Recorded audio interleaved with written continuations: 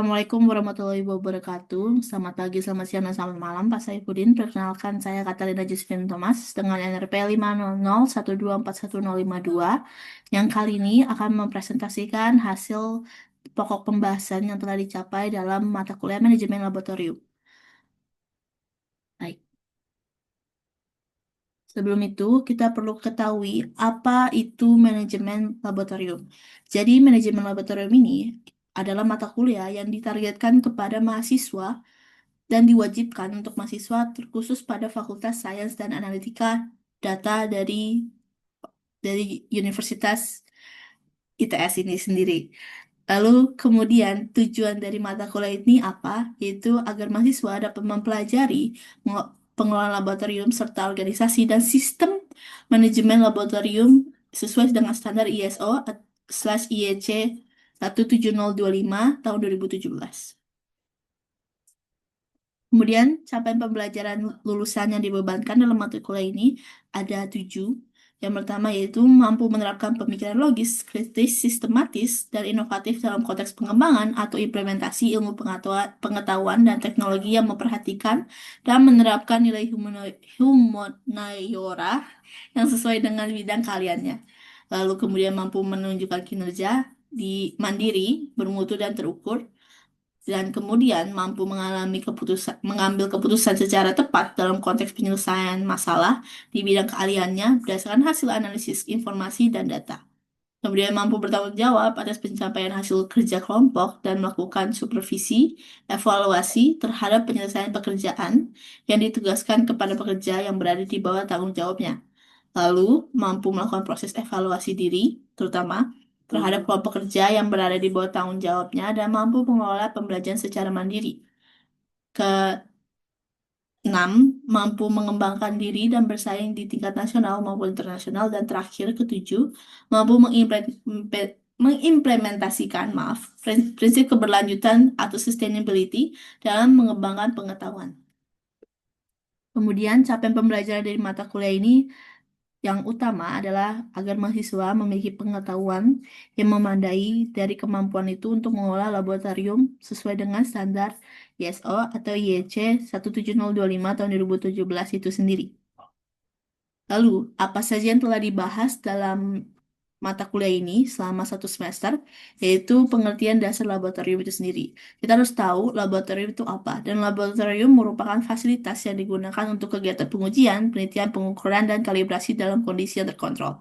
Jadi, kalau dalam hasil data yang penelitian itu kan tentu harus bisa data yang didapatkan kembali atau yang bisa diulang kembali dengan situasi terkontrol juga yang sama.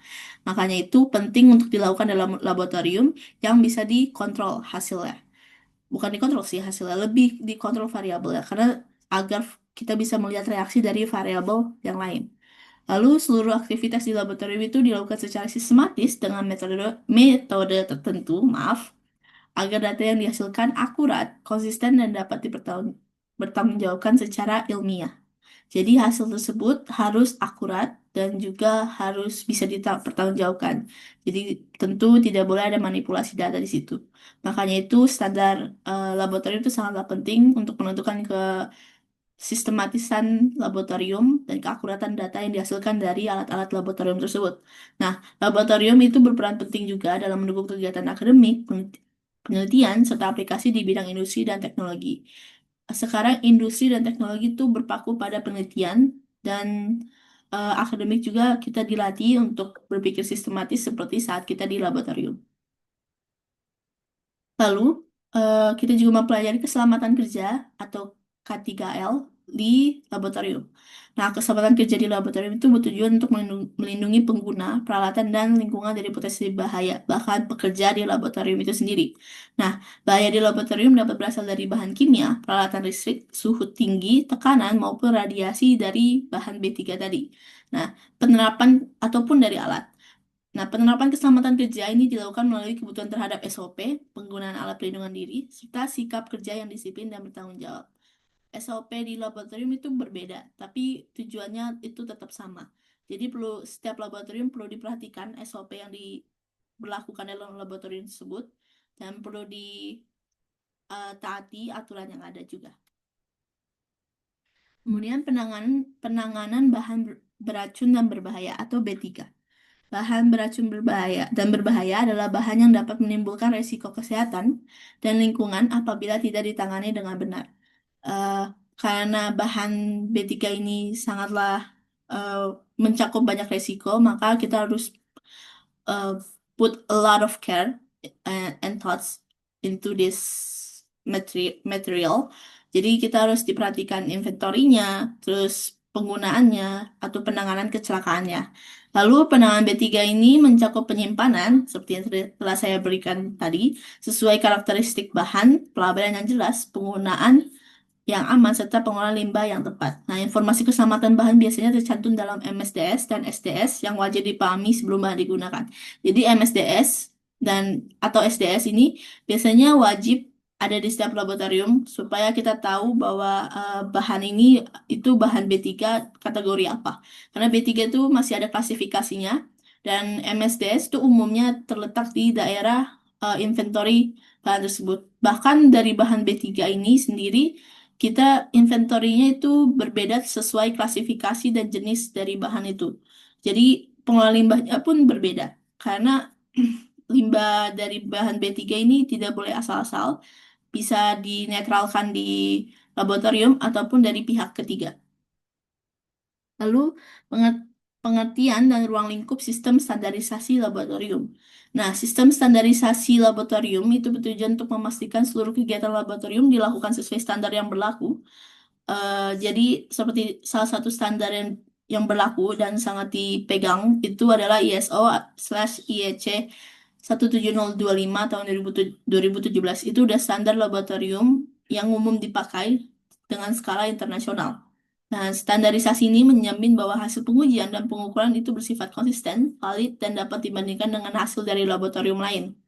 Jadi, laboratorium ini, sistem standarisasi ini tidak mencakup keselamatan juga, tapi juga menjamin seberapa akurat hasil data yang diperoleh dari laboratorium tersebut berdasarkan alat-alat gitu. Karena hasil data juga dipengaruhi dengan kondisi alat ataupun ketelitian alat itu sendiri. Lalu kemudian ruang lingkupnya meliputi kompetensi sumber daya manusia, metode kerja, peralatan, dan sistem manajemen laboratorium. Kemudian persyaratan teknis dan persyaratan mutu laboratorium, pengujian, dan kalibrasi.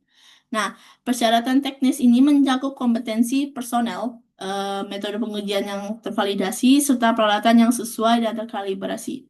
Jadi, kita harus tahu bahwa balik lagi kalau mengambil data dalam laboratorium itu harus terkontrol, terus alat juga harus terkalibrasi agar mendapatkan hasil yang akurat lagi dan tentu personel itu harus memahami teknis tersebut karena kalau misalnya di tahap awal itu eh, sang penguji itu tidak memahami teknis penggunaan alat yang digunakan untuk ambil data, itu tentu akan mempengaruhi hasil data. Jadi menghasilkan ketidakpastian pengukuran. Nah, persyaratan mutu berkaitan dengan penerapan sistem manajemen mutu, pengendalian dokumen, audit internal, serta perbaikan berkelanjutan. Jadi di laboratorium itu juga ada audit, itu untuk make sure everything's on its place gitu. Jadi untuk manajemennya itu berjalan dengan baik sesuai standar yang ada dan serta untuk apa saja yang bisa dikembangkan dari kesalahan-kesalahan sebelumnya ataupun apa yang bisa diperbaiki. Nah, kedua persyaratan ini menjadi dasar dalam standar laboratorium seperti ya ISO/IEC 17025. Lalu sistem dokumentasi dan keterlusuran pengukuran. Nah, dokumentasi laboratorium itu merupakan pencatatan tertulis dari seluruh aktivitas laboratorium, mulai dari prosedur kerja hingga hasil pengujian. Jadi, seperti yang telah kita alami selama di laboratorium, kita tentu ada mengambil data, terus kita mendokumentasikan pengambilan tersebut, bahkan data yang dihasilkan itu harus diasistensikan. Tapi kalau misalnya dalam peneliti yang sudah berada di lapangan kerja, tentu tidak perlu diasistensikan, tapi dianalisis kembali dan hasil data itu harus didokumentasikan agar bisa diperhatikan kembali apakah pengukuran itu sudah akurat atau masuk akal gitu. Karena hasil data itu harus kita tidak boleh terima mentah-mentah, tapi harus kita sortir dulu, harus kita perhatikan dan kita analisa apakah ini masuk akal dengan hipotesis kita. Lalu ketelusuran pengukuran memastikan bahwa hasil ukur dapat ditelusuri ke standar nasional atau internasional melalui rantai kalibrasi yang jelas. Jadi nanti dari hasil data tentu kita harus sesuai dengan standar internasional ataupun nasional yang ada, karena tentu eh, hasil data itu akan menentukan apakah hipotesis kita ini akurat ataupun bisa diterima secara publik ataupun masuk akal seperti yang tadi saya sebutkan.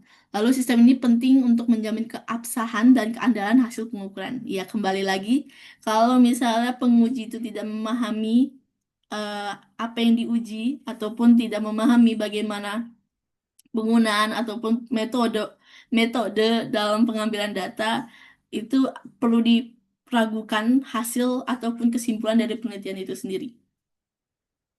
Nah, lalu ketidakpastian pengukuran. Ketidakpastian pengukuran itu menunjukkan tingkat keraguan terhadap suatu hasil pengukuran. Artinya apa? Kayak misalnya dalam pengukuran mistar, itu kan ketelitiannya 1 mm paling kecil. Nah, tentu dari mata kita, pasti mungkin kita melihatnya, oh ini misalnya 7,2 mm, 7,2 cm, ataupun ke garis 2 mm kan. Nah, bisa jadi dia tuh sebenarnya 7,22, 7,2 eh, satu atau 7,25, tapi kan itu tidak bisa dilihat. Jadi itu sebenarnya ketelitian itu kita tuh dibantu dengan ketelitian alat. Jadi seberapa alat itu bisa teliti, tentu hasilnya akan lebih akurat. Cuman ketidakpastian pengukuran itu bisa dari alat ataupun kita dari kesalahan kitanya. Jadi seperti yang tadi saya bilang, kita harus menguasai dulu metode pengukuran, juga dan dari situ juga kita bisa olah si hasil data untuk mengulang berapa kali datanya agar menghasilkan yang lebih akurat dan mendekati hipotesis yang diinginkan atau secara teoritis. Nah, tidak ada hasil pengukuran yang benar-benar pasti sehingga ketidakpastian harus dinyatakan sebagai bagian dari hasil uji. Jadi kalau misalnya diperhatikan, pasti dalam setiap pengukuran hasil data itu pasti ada plus negatif. Itu adalah ketidakpastian dari biasanya mungkin dari ketidakpastian alat ataupun ketidakpastian dari standar deviasi. Nah, kemudian penyajian ketidakpastian itu membantu penggunaan data memahami kualitas dan batas keakuratan hasil pengukuran. Nah, dari ketidakpastian pengukuran kita paham seberapa akurat sih ini hasil, seberapa akurat ini mendekati hasil yang sesungguhnya gitu. Bukan memperbaiki data, tapi menunjukkan hasil seberapa dekat gitu. Semakin banyak mengulang data, tentu itu akan semakin kecil ketidakpastiannya karena nanti akan melalui proses pemilihan data dan juga harus melalui proses standar deviasi dan segala macam. Lalu sistem inventory laboratorium. Sistem inventory laboratorium ini berfungsi untuk mengolah alat, bahan kimia, dan perlengkapan laboratorium secara teratur. Jadi, seperti yang telah saya sebutkan, salah satunya bahan B3, itu ada sistem inventory khususnya. Dia punya laci khusus, bahkan di dalam situ juga ada klasifikasinya lagi. Bahkan penanganannya juga berbeda dibanding bahan yang lain. Tapi tentu setiap bahan ini perlu diperhatikan inventorinya dan karena bahan dalam laboratorium itu tidak boleh asal-asalan, itu perlu diperhatikan. Jadi makanya biasanya umumnya mereka akan keep track for everything. Jadi tetap dicatat pengeluaran pengeluaran dari bahannya, pemasukan dari bahannya, tanggalnya keluar, kadaluarsanya kapan, bahkan disimpannya di mana, stoknya berapa. Jadi sangat penting inventory di laboratorium. eh, dan ya, inventory yang baik itu memastikan ketersediaan alat dan bahan, mencegah penggunaan bahan kadaluarsa, dan serta meningkatkan efisiensi kerja. Jadi dari keep track tadi yang kadaluarsa, tempatnya, dan stoknya, ketersediaan alat dan bahan, itu bisa meminimalisir eh, ke kesalahan. Jadi bisa meningkatkan efisiensi kerja. Kalau dari alat kan biasanya kadang ada yang rusak ataupun belum dikalibrasi. Itu harus di keep track gitu. Nah, lalu sistem ini juga berperan penting dalam menjaga keselamatan dan kelancaran operasional laboratorium. Jadi sistem inventory ini juga itu berperan penting, terutama dalam persiapan menjaga K3L dan kelancaran operasional laboratorium. Baik. Yeay, sampai sini presentasi saya. Terima kasih. Mohon maaf jika ada kesalahan dalam pengucapan saya. Selamat siang.